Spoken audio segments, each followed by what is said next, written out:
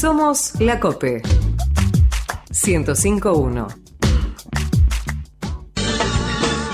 Seguimos en El Parque No Se Vende.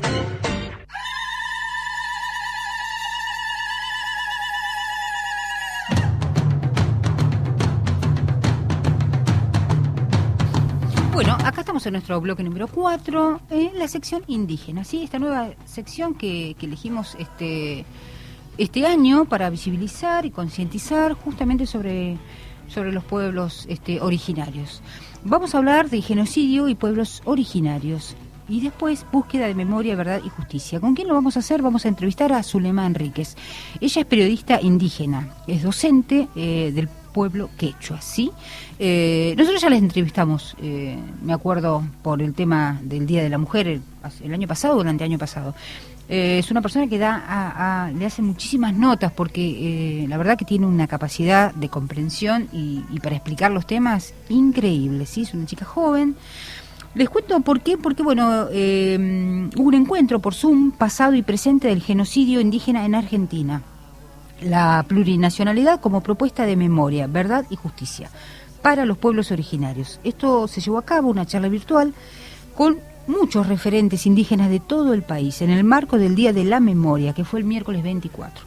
Así que bueno, ella nos va a contar un poquito de qué se trata todo esto. Por eso es el título, es Búsqueda de Memoria, Verdad y Justicia y Genocidio y Pueblos Originarios. Ya la tenemos al aire, así que, hola Zulema.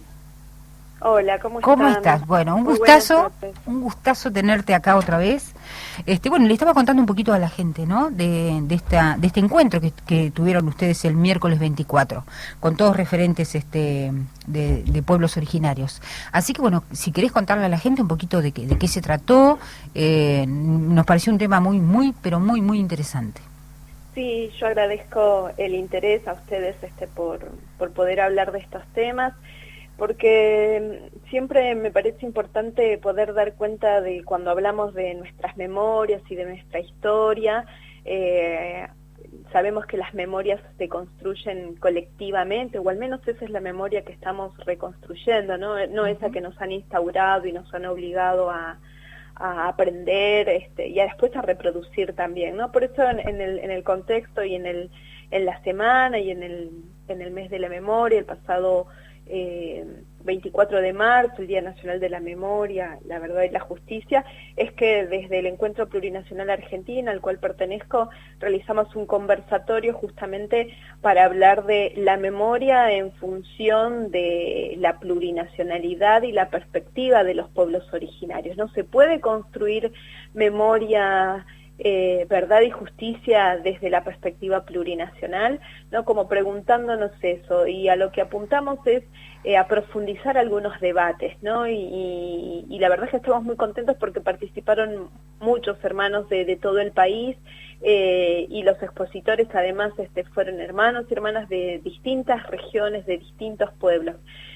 Así que me parecía bueno hoy poder reflexionar con ustedes y con los oyentes en función a eso, ¿no? A veces cuando hablamos de los genocidios instituidos, y uno asocia inmediatamente derechos humanos a la dictadura cívico-militar religiosa y sobre todo a toda la lucha en función al pedido de memoria, de verdad y de justicia, y sobre todo con las condenas de los juicios de delito de lesa humanidad, con condenas en el marco del genocidio, reivindicamos eso, ¿no? Y hablamos de la necesidad de reconstruir esa memoria en función de ese pasado, en función de que nunca más se repita las condiciones que generaron esa dictadura, y que por supuesto reivindicamos y militamos por ello, pero también entendemos que para profundizar ese debate es necesario ir a rever los orígenes, ¿no? Y antes de ese genocidio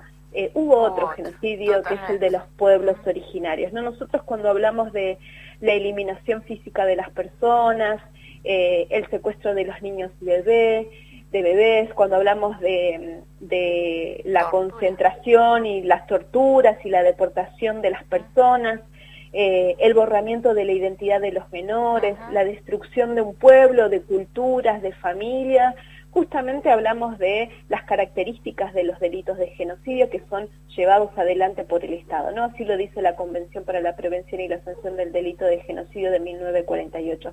Entonces, esas son las bases que nosotros tomamos para hablar de la eliminación física de los indígenas, de la concentración, la deportación como fuerza de trabajo, de los prisioneros de la campaña del desierto a los ingenios, a los campos productores para trabajar casi como esclavos, el borramiento de la identidad de los menores, y recordemos que los prisioneros de guerra, muchos eran llevados a la isla Martín García, ¿no? Y allí eran borrados, bautizados los prisioneros, los niños eran borrados en su identidad y por lo tanto perdían su apellido, al pueblo al que pertenecía, ¿no? El objetivo era la destrucción de esa cultura y decimos que es para la construcción de mecanismos de homogenización de la identidad, ¿no? Con un objetivo muy claro que era el económico, el avanzar sobre los territorios, no solamente el de la Patagonia, sino del noroeste argentino también, ¿no? Una campaña que fue financiada además por la oligarquía porteña. Pero además el segundo objetivo era justamente la construcción de una identidad nacional, ¿no? Homogenizar, ¿qué significa? Ahí el eje histórico, historiográfico muy fuerte es el de la civilización versus barbarie, que además lo hemos aprendido nosotros en la educación, ¿no? Donde se elimina al salvaje, a la barbarie, porque eran los indios maloneros, porque eran ignorantes, porque violaban a las cautivas, y la literatura allí nos ha forzado tanto esa construcción, ¿no? De las mujeres robadas, ¿no? Blancas, ¿no? Y esa construcción del indio malo, del indio asesino, la idea mucho de Sarmiento y la construcción de la educación, que por supuesto valoramos y creemos que ha contribuido mucho, pero que también ha contribuido a la denigración de eso que se ha construido como salvaje, ¿no? Entonces, todas estas características han construido determinada historia y determinado relato historiográfico, ¿no? Construido en relatos falsos, porque eso también ha construido que los pueblos originarios han desaparecido casi, ¿no? Casi naturalmente, se han extinguido, ¿no? Siempre se habla en tiempo pasado. Y entonces decimos y damos cuenta que todo eso no es natural, que toda esa construcción ha sido en el marco justamente de la invisibilización de los pueblos originarios. Entonces, para hablar de nuestro pasado reciente, para hablar de la construcción de las memorias, para hablar de genocidio, hay que entender que ese genocidio llevado adelante por la dictadura es la reproducción y las características de un genocidio llevado adelante antes por el Estado hacia los pueblos originarios, hacia los esclavos, hacia los afrodescendientes. Y me parece muy importante reflexionar en esta misma dinámica de pensar la historia, porque eso nos permite deconstruir y hablar de la construcción de las memorias en plural, ¿no? De lo colectivo. De ahondar y repensar esa construcción de un Estado genocida, ¿no? De un Estado que se fundó en función al exterminio de un otro, y eso ha permitido construir relaciones de desigualdad en la sociedad. Cuando hablamos allí de discriminación es porque justamente nos han enseñado, ¿no? a través de miradas colonialistas, algunos autores dirían de las miradas subalternas del otro, ¿no? Hay seres inferiores en la sociedad, ¿no? Sí. El crisol de razas, que donde dice que los argentinos bajamos todos de barcos europeos, entonces ¿qué pasa con aquel que no pertenece a esa construcción, ¿no?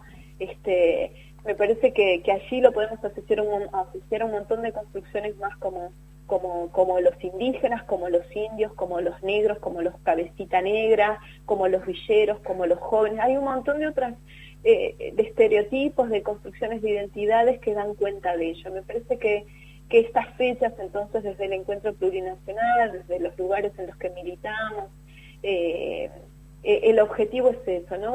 Poder repensar esas construcciones históricas y poder entender que cuando hablamos de construir memorias, lo tenemos que hacer desde estos lugares, ¿no? Desde el profundizar estos debates para sumar, para construir, ¿no? En ese sentido me parecía necesario, y al menos aportar en el día de hoy con ustedes, pensar el 24 de marzo y el significado que tiene, ¿no? El de las memorias, y sobre todo cuando hablamos de genocidio, ¿no? De los genocidios que hemos sufrido como pueblo, bueno, y cómo los abordamos, ¿no? Y cómo reparamos esas construcciones históricas en la actualidad. Zulema, realmente muy claro, y sintetizaste muchísimas cosas en estos pocos minutos. Me parece, o sea, nos parece fundamental justamente reconstruir la historia, porque el tema es que se ha perdido, o sea, esta memoria que hay que recuperar, y hay que recuperarla en serio, porque seguimos escuchando, no seas indio, le ponen indio nombre ese nombre a los animales. Realmente a veces es tan cruel nuestra subjetividad, cómo ha sido formada, porque justamente lo que decís vos, o sea, todo eso se construyó, y la deconstrucción no está tan cercana, porque esto de no pensar en el genocidio de los indígenas de nuestro país, o de nuestra nación, o de nuestro territorio, como un genocidio, y no pensarlo y no reflexionar sobre eso el 24 de marzo, es grave, es grave. Nosotros lo hablamos antes del 24 de marzo, este tema de volver al genocidio indígena, porque es cierto esto, el tema de la apropiación, la desaparición de bebés, la separación de la familia, la esclavización de los varones por un lado, y de las mujeres como atendiendo a las familias de alta sociedad en Buenos Aires. Esto de Martín García, y la cantidad de indígenas que están registrados, que ingresaron a Martín García y que nunca salieron de ahí.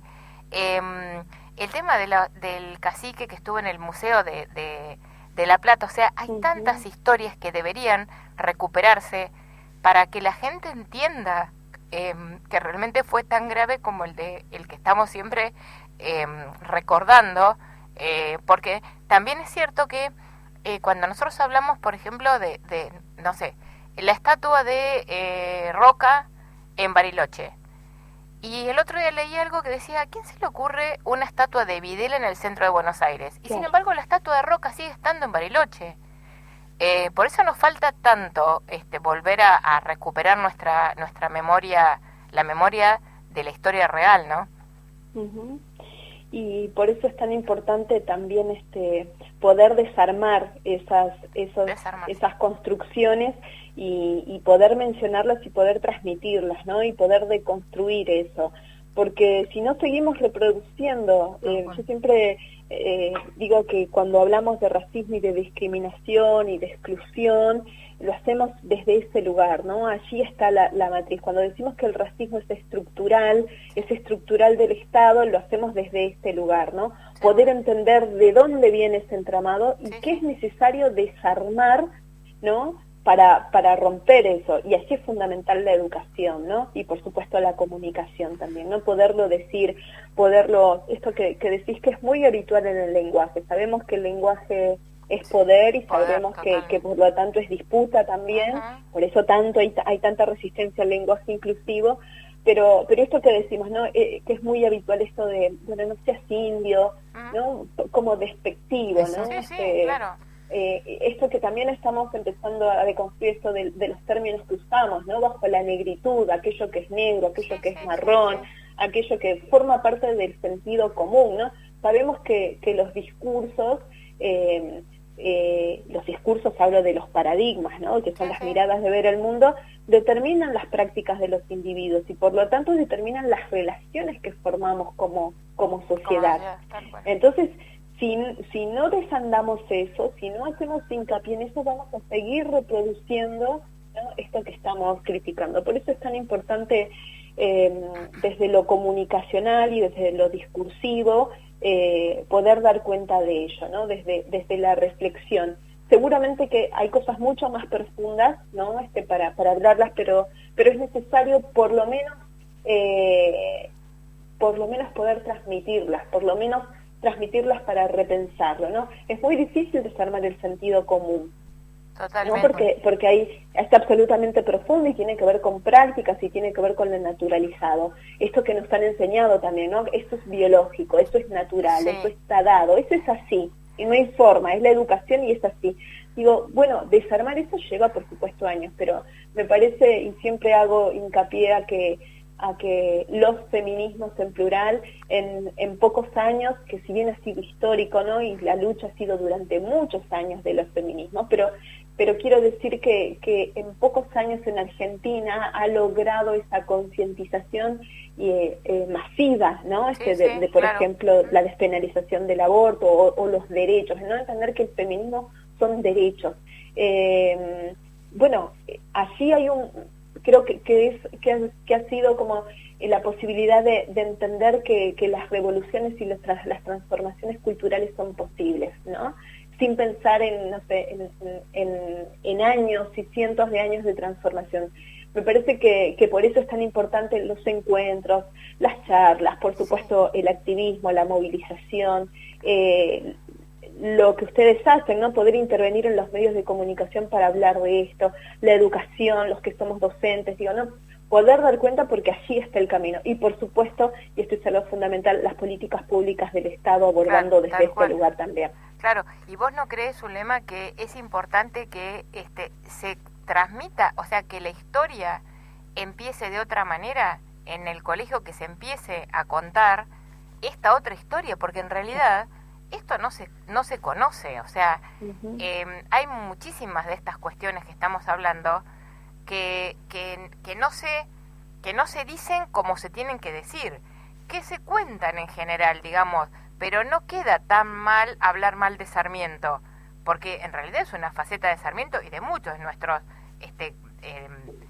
personajes de la historia que sí tenemos aceptada. O sea, la faceta, digamos, anti-indígena o esta cosa de la civilización y barbarie, hay que empezar a decirlo, porque digamos, no estamos quitándole el mérito real que tuvo cada uno de estos, entre comillas, próceres, cuando decimos, bueno, esta parte de su personalidad no era buena. En definitiva, estamos haciéndolo una persona como cualquiera, ¿no? Tal cual. Exacto. Zulema, ¿podemos hacer un corte? Porque está muy interesante. ¿Tenés tiempo para seguir charlando un ratito más? Sí, Dale. sí, dale. Escuchamos un temita y seguimos adelante. Vamos a escuchar Chicha Roja de Las Yegros.